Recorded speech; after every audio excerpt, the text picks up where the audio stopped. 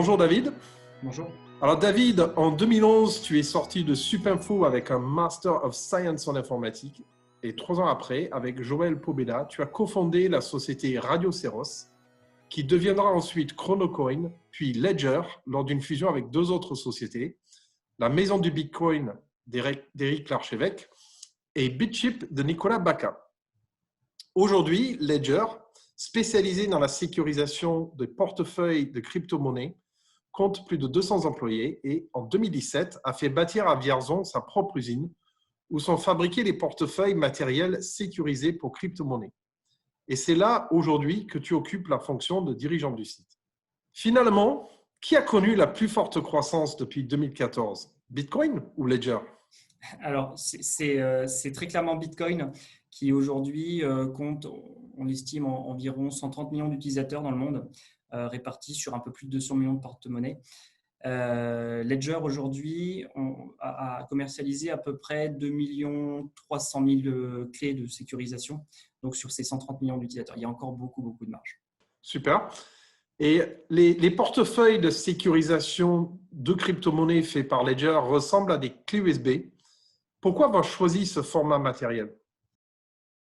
Ça s'est fait un peu naturellement. Le tout premier produit qu'on a sorti, le Ledger Nano, qui est sorti en fin 2014 et qui a couru jusqu'en 2017, c'était très concrètement des cartes à puce qu'on découpait, qui avaient un format spécifique qui permettait de les connecter à un port USB.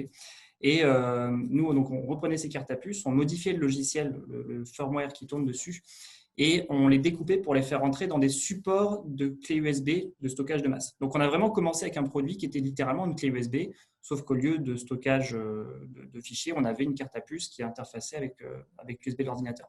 Quand on a sorti le Ledger Nano S, qui allait devenir notre produit phare en 2016, on a repris le form factor clé USB parce qu'il est pratique, même si concrètement, nos produits ne sont pas des clés USB. Il n'y a pas vraiment de connecteur pour le relier à l'ordinateur.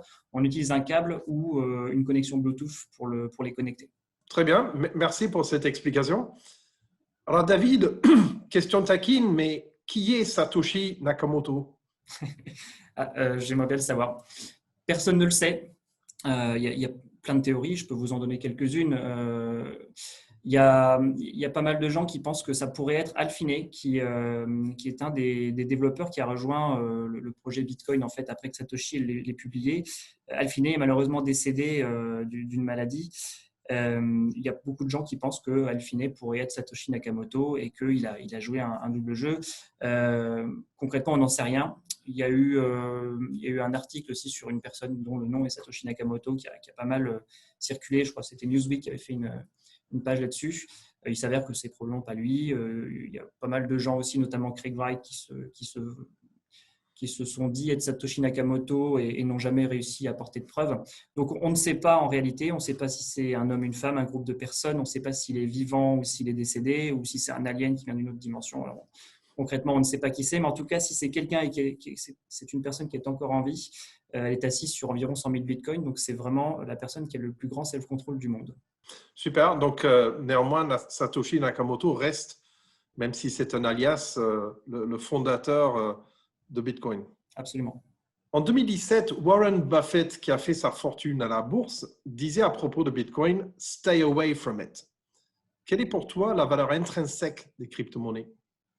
Alors, la valeur intrinsèque des crypto-monnaies, pour moi, elle ne sera pas la même selon la crypto dont on parle. Je pense qu'il y a des crypto-monnaies qui n'ont pas de valeur intrinsèque. Tout dépend du système de consensus qu'elles utilisent. Je suis plutôt Bitcoin. Alors là, on est vraiment dans les avis très personnels. Pour moi, qu'est-ce qui donne à Bitcoin sa valeur intrinsèque ? C'est le fait qu'on utilise du proof of work, que ça nécessite. Donc, c'est un algorithme qui nécessite de faire des calculs très simples mais en très grande quantité et que pour générer du Bitcoin, il faut dépenser une certaine quantité d'énergie qui est bien définie et qui dépend en fait de la difficulté de mining du réseau qui, elle, dépend du nombre d'acteurs du réseau. Donc, plus il y a de monde sur le réseau qui souhaite faire tourner le réseau et qui, en contrepartie, génère du Bitcoin, plus la difficulté de génération du Bitcoin est importante. Et donc, in fine, vous avez une ressource de base qui est consommée pour générer du Bitcoin, c'est l'électricité. C'est C'est la première chose qui donne sa valeur intrinsèque. Et le second facteur, pour moi, c'est le fait qu'on est sur un réseau décentralisé, qu'une fois que Bitcoin a commencé à tourner, on a vu de plus en plus d'individus rejoindre le réseau et fournir de la puissance de calcul sous forme de mining. Et aujourd'hui, pour attaquer le réseau, il faudrait une puissance de calcul qui n'existe pas sur Terre. C'est-à-dire que si vous vouliez avoir une chance de casser un bloc Bitcoin toutes les 10 minutes, il vous faudrait plusieurs dizaines de milliers de fois la puissance de calcul cumulée des 500 plus puissants calculateurs du monde, qui ne sont d'ailleurs pas optimisés pour ce genre de calcul. Donc, le fait que le réseau soit décentralisé et inarrêtable lui donne aussi une grande partie de sa valeur. Et est-ce que l'exploitation du blockchain a d'autres applications que de générer une crypto-monnaie te semble être un élément de valorisation? Alors, je vous avoue que c'est pas un sujet qui m'a fortement intéressé. Je vois l'intérêt de la crypto-monnaie comme moyen de transfert de valeur. Maintenant, je me suis pas assez amusé avec les smart contracts sur Ethereum, par exemple. Ethereum, la promesse, c'est pas de fournir un réseau d'échange monétaire comme le propose Bitcoin. Ethereum, c'est la promesse de fournir une machine virtuelle décentralisée. Donc, lorsque vous effectuez une transaction Ethereum, vous pouvez y ajouter du code et ce code qui va tourner sur le réseau va s'exécuter de manière décentralisée. Et là, c'est la porte ouverte à plein d'autres applications.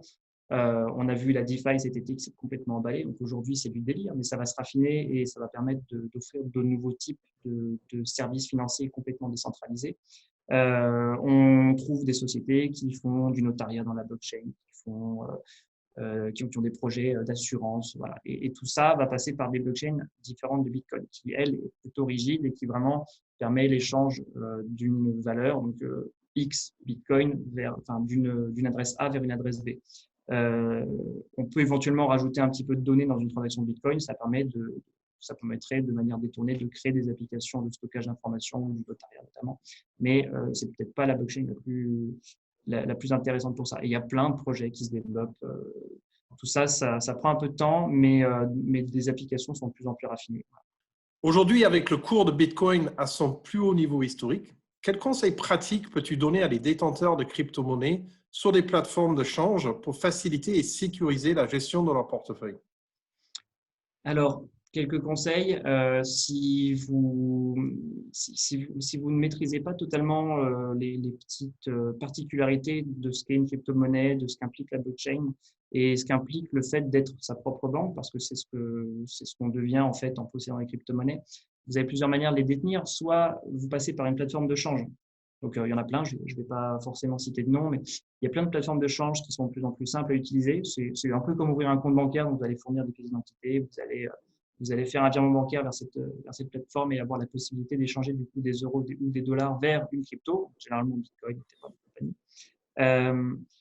compagnie. Là, vous avez deux solutions. La première, c'est de laisser vos fonds sur la plateforme. Alors, ça, c'est ce qu'il y a de plus pratique et c'est ce que beaucoup de gens font. Sinon, on aurait vendu peut-être plus de 2 millions de porte-monnaies. On voit qu'il y a beaucoup de gens qui ne vont pas jusqu'à l'étape suivante, c'est-à-dire prendre la responsabilité de stocker ces crypto-monnaies soi-même. Donc, la majorité des utilisateurs laissent leurs crypto-monnaies sur la plateforme. Et ça fonctionne tant que la plateforme tombe en panne ou qu'un employé ne se barre pas avec la caisse ou qu'elle ne se fait pas pirater. Donc, c'est la première option. Vous laissez vos fonds sur la plateforme, vous revenez dans quelques mois en espérant avoir fait un gain, parce qu'on ne peut pas forcément anticiper l'avenir, on ne sait pas ce qui va se passer. Mais en général, quand on en achète, c'est dans le but de faire un gain. Et donc, vous revenez quelques mois ou années plus tard, vous avez potentiellement un gain, vous le rééchangez en euros et vous retirez vos fonds. Voilà. Puis après, vous êtes taxé, bien entendu. Donc ça, c'est la première utilisation. La deuxième utilisation, et c'est ce que nous, on essaie d'inculquer aux utilisateurs, c'est vous achetez vos cryptos sur une plateforme et ensuite vous les retirez pour les stocker sur un appareil dédié. Ça peut être un Ledger Wallet ou n'importe quel wallet qui vous fera plaisir, mais on recommande fortement d'utiliser du porte-monnaie électronique physique et de ne surtout pas les stocker sur un ordinateur ou un smartphone. Les ordinateurs et les smartphones ne sont pas des appareils conçus pour la sécurité informatique. C'est pour ça qu'on a des cartes à puce partout. C'est pour ça qu'on a des cartes à puce dans nos cartes bancaires, dans nos cartes vitales, dans nos badges d'accès, si vous avez un badge d'accès au travail. Voilà, la carte à puce a vraiment été conçue, c'est un micro-ordinateur, mais qui a été conçu pour la sécurité physique et majoritairement des informations bancaires, santé, militaire et compagnie. Donc, on recommande fortement, nous, évidemment, de stocker ces crypto-monnaies sur un porte-monnaie électronique. Ensuite, c'est très important de le savoir, lorsque vous disposez de vos crypto-monnaies sur votre propre appareil, donc par exemple avec genre Nano S ou Nano X, vos fonds sont sécurisés par la petite carte à puce qui contient ce qu'on appelle les clés privées, qui servent à s'authentifier sur le réseau. Mais votre sauvegarde, elle, est sur un dispositif en métal ou sur une feuille de papier. On est dans le high-tech, mais on revient toujours à du papier analogique. Pourquoi? Parce que votre sauvegarde, une fois qu'elle est sur papier, on ne peut pas vous la pirater. Et vous pouvez en faire autant de copies que vous voulez à la main sur autant de papier que vous voulez, les cacher facilement. Voilà, il n'y a pas besoin de le mettre au coffre-fort parce que c'est le premier truc qu'on se fait voler en cas d'intrusion à la maison.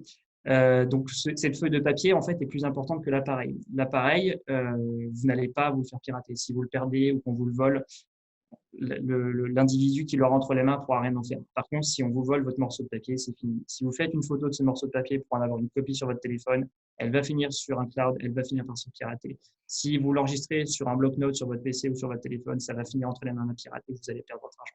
Donc, c'est très simple.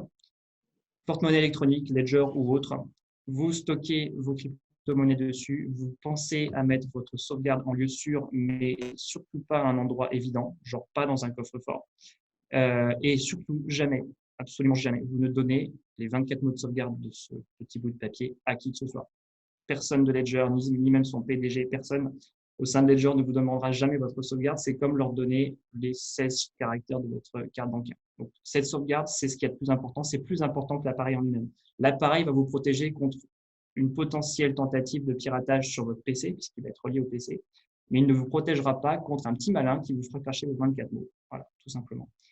Donc, c'est ce que je dirais. C'était peut-être un peu long, mais on voit aujourd'hui qu'il y a plein de petits malins qui arrivent simplement avec des mails détournés à faire croire à l'utilisateur qu'il est en danger et à lui donner sa sauvegarde tout simplement en lui tapant dans un formulaire.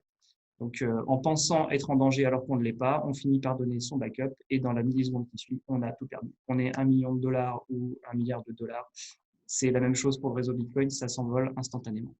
David, merci beaucoup pour cet éclairage et je te dis à bientôt. Merci, à bientôt.